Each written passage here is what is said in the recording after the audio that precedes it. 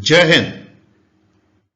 A very warm welcome to all the Defense Forces aspirants to the Greenhorn Academy.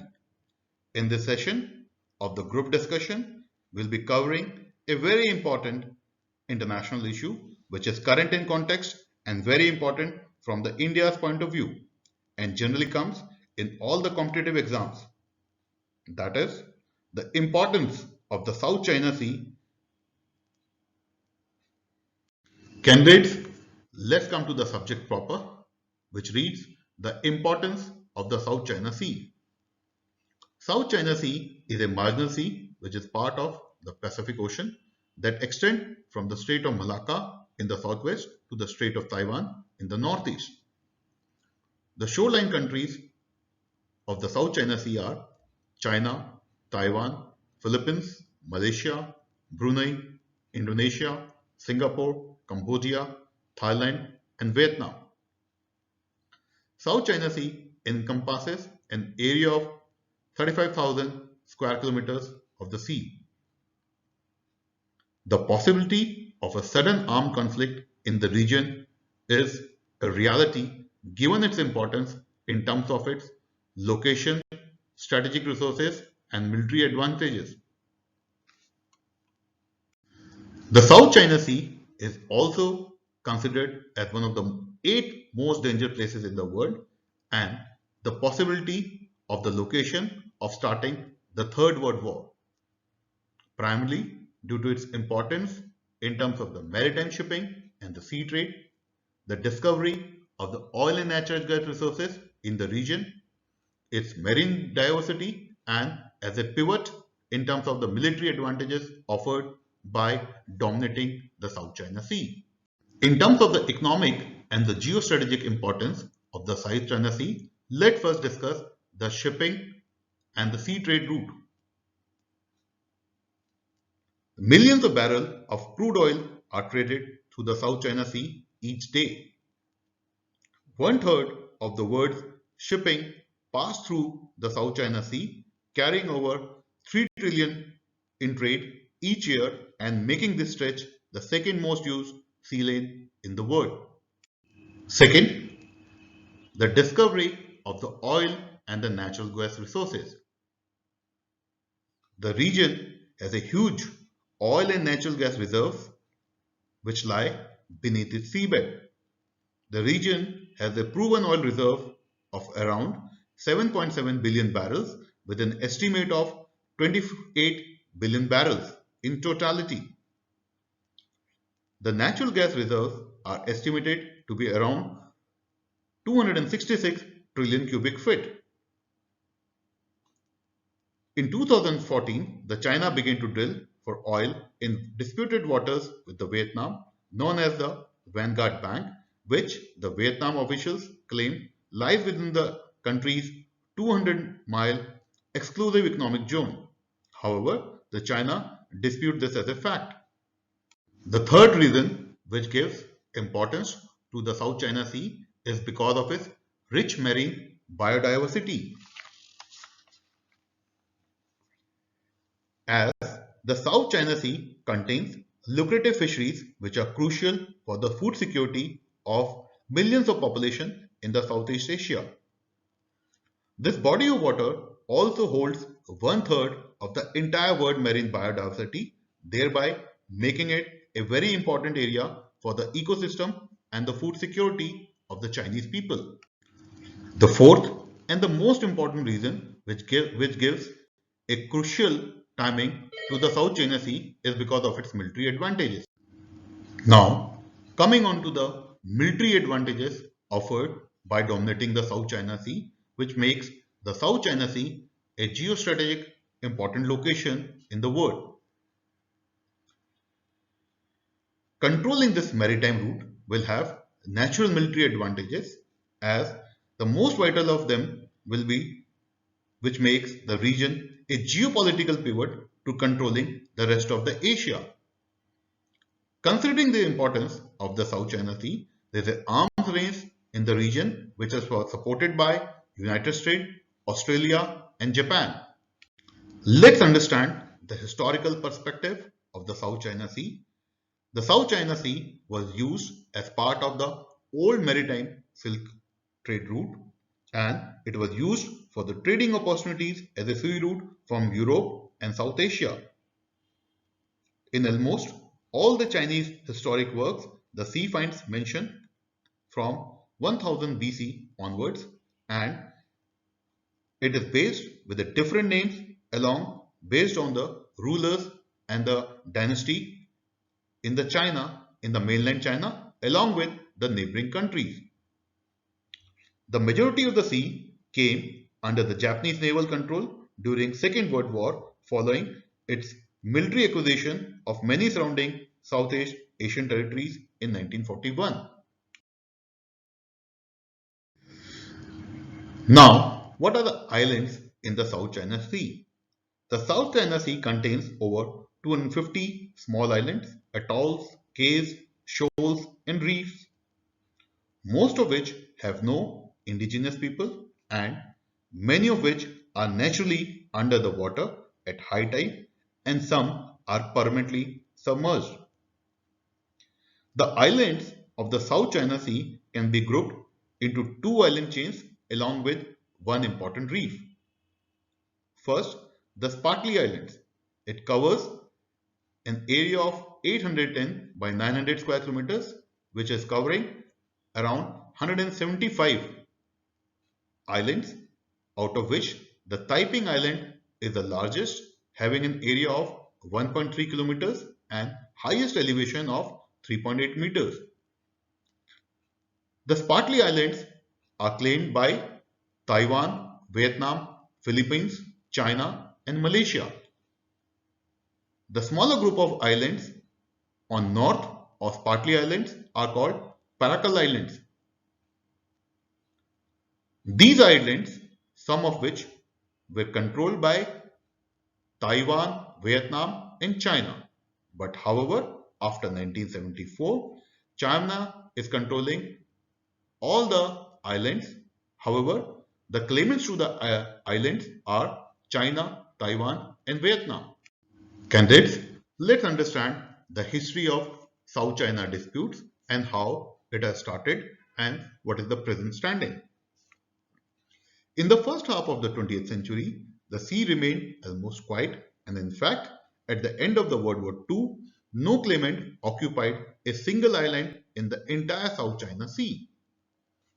China laid claim to the South China Sea in the year 1947 with a U-shaped line made of 11 dashes on a map covering most of the area of the South China Sea. However, two dashes were removed from the Chinese claim of 11 dashes in the early 1950s to bypass the Gulf of Tonkin as a gesture to the communist comrades in the North Vietnam. The remaining 9 dashes line stretches hundreds of kilometers south and east of its southerly Hainan Islands, covering almost 90% of the South China Sea. After 1960s, when a huge reserve of oil and natural gas were discovered in the region, the territorial claim started growing in an unprecedented manner. The United Nations Conventions on the Law of Sea, called the UNCLOS, which came into effect in 1994, established a legal framework intended to balance the economic and the security interests of the coastal state with those of the seafaring nation. In 1974, there was a brief conflict between China and Vietnam with respect to the control and domination over the Paracal Islands. During this conflict, 18 Chinese and 53 Vietnam soldiers lost their life, and after that, China is controlling whole of the Paracal Island since 1974. In 1988, there is a conflict between China and Vietnam. However, in this conflict, 70 Vietnam soldiers lost their life just south of the Chikwa Reef.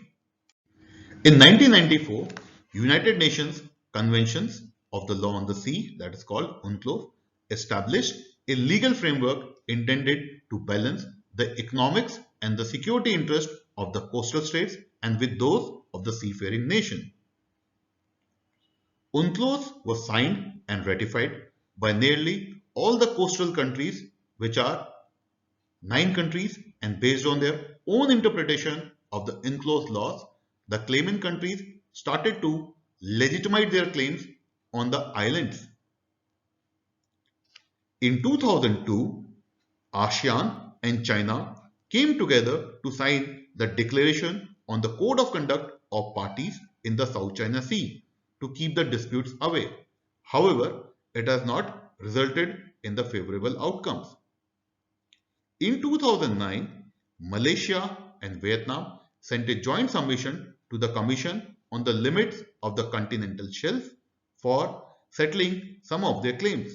However, it bared no response as China submitted a map containing the infamous 9-dash line, and due to which there is no headway in resolving the dispute.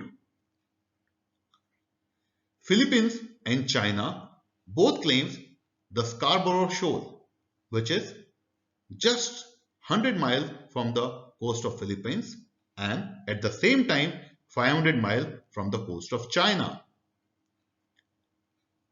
Both the countries are dependent on this very important shoal because of their respective fishing industries and also for the economic development and livelihood of the people.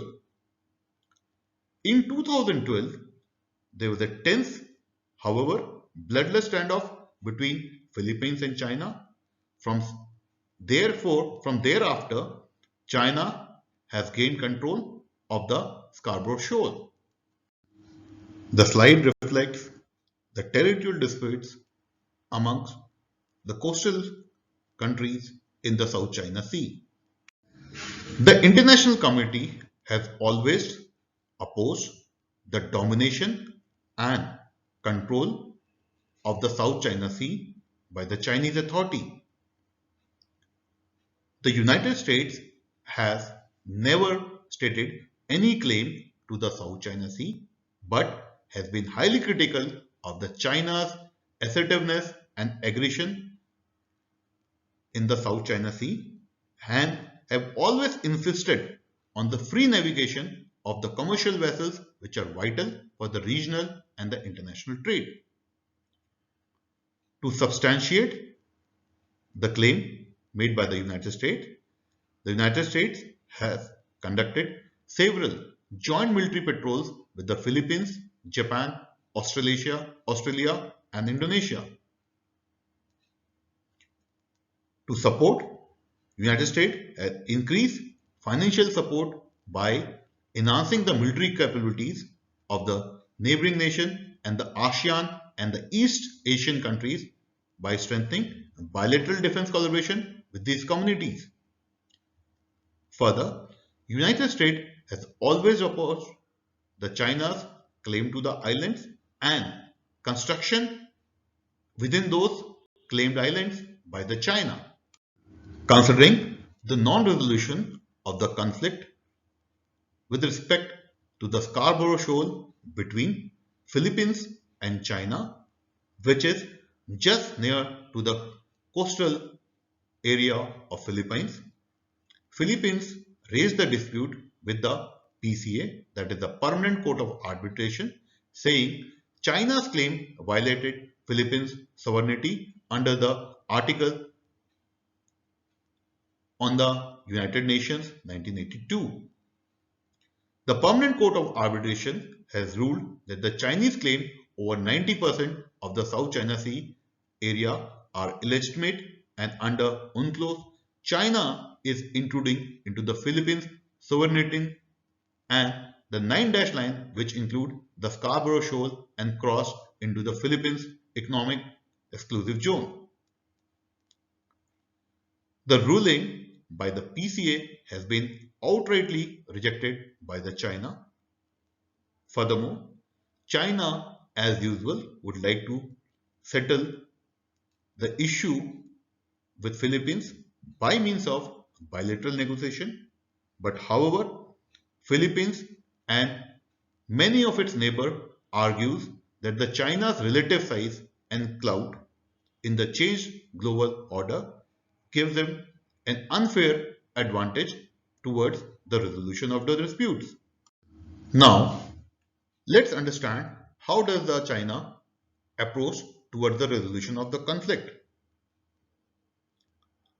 The South China Sea has always been a bargaining chip in the China's pocket since the beginning of its rise in the global order. In the South China Sea, Beijing operates from a position of strength with physical control and domination over the critical islands, wherein possession of these islands to the Beijing gives Beijing a clear upper hand and the ability to exert strategic authority over these waters regardless of the rights and the interests of the other neighboring nation. China has always followed an expensive claims with the island building and naval patrols, which is a cause for concern for the international community as well as the neighboring nations to the South China Sea.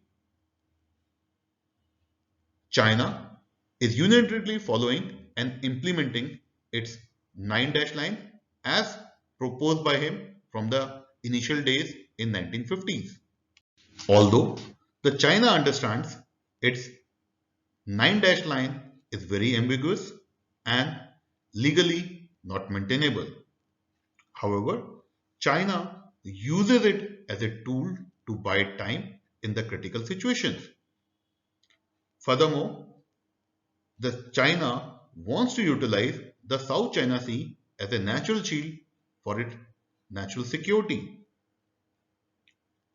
It sees the South China Sea as a sanctuary for its second strike nuclear capability by deploying nuclear submarines that would be ensuring in case of its aim in case if the China does not strike first and other countries strike China with a nuclear arsenal. Next, China considers the South China Sea a very important route for the trade and as part of its One Belt, One Road initiative, wherein 80% of the energy imports to China and 39% of the total grain trade pass through the South China Sea. In continuation of its objective for the domination of the South China Sea, the China continues to build islands into fortifications as naval bases and uses the time-delayed tactics in resolving indifferences with its military might in the changed global order. China continues to pursue his aim for the dominance of the South China Sea in 2020. Now let's understand what is the India's viewpoint on the importance of the South China Sea and the Chinese domination and control on the South China Sea. Nearly 200 billion worth of Indian trade pass through the South China Sea and thousands of its citizens study, work and invest in the ASEAN countries, in particular China, Japan and Korea. This makes it an area of high strategic necessity for India. If China comes to establish unrivaled sway over the waters, this could upend a huge part of the existing trade and the geopolitical setup.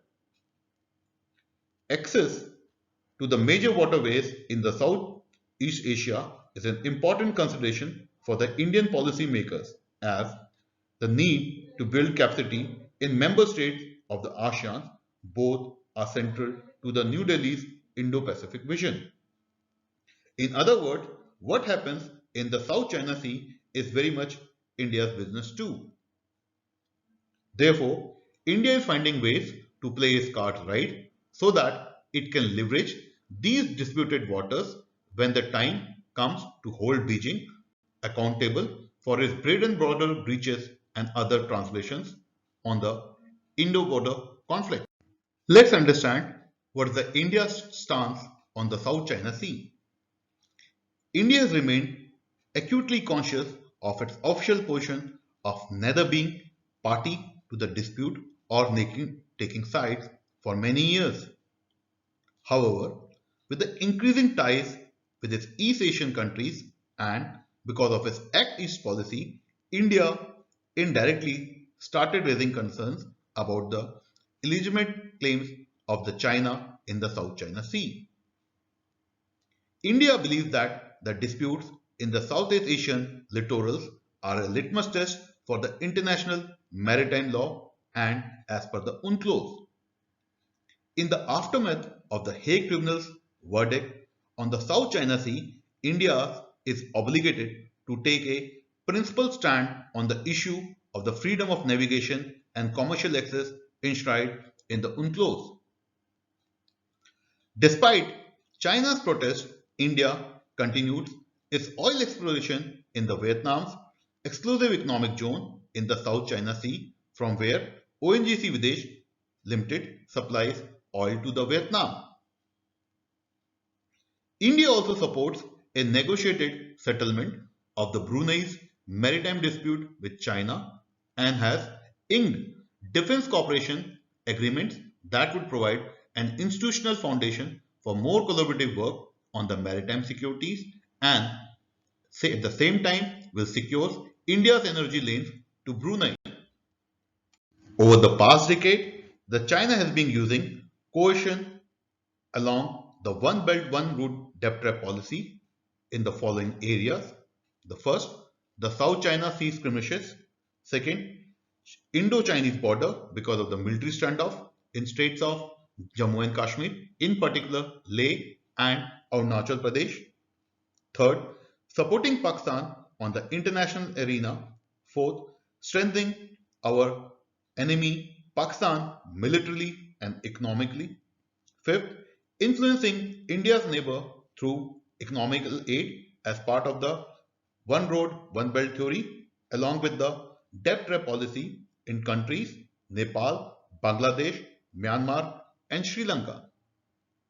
Next, US on the free trade and the question of freedom of navigation in the South China Sea. Further, China has always opposed India's bid to a permanent seat in the United Nations.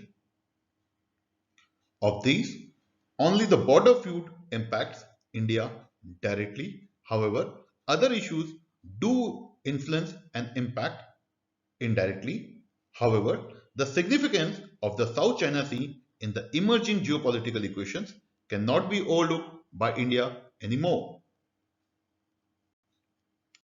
To conclude, the domination of China in the South China Sea and neglecting the other neighboring countries is an unfortunate event and conflict in terms of the maritime trade, economic interest, civilian security, and the environment in the recent past. The illegal construction of the artificial islands and nuclear power plant on these fragile islands, which are generally submerged in the region, raises severe environmental threats to the South China Sea.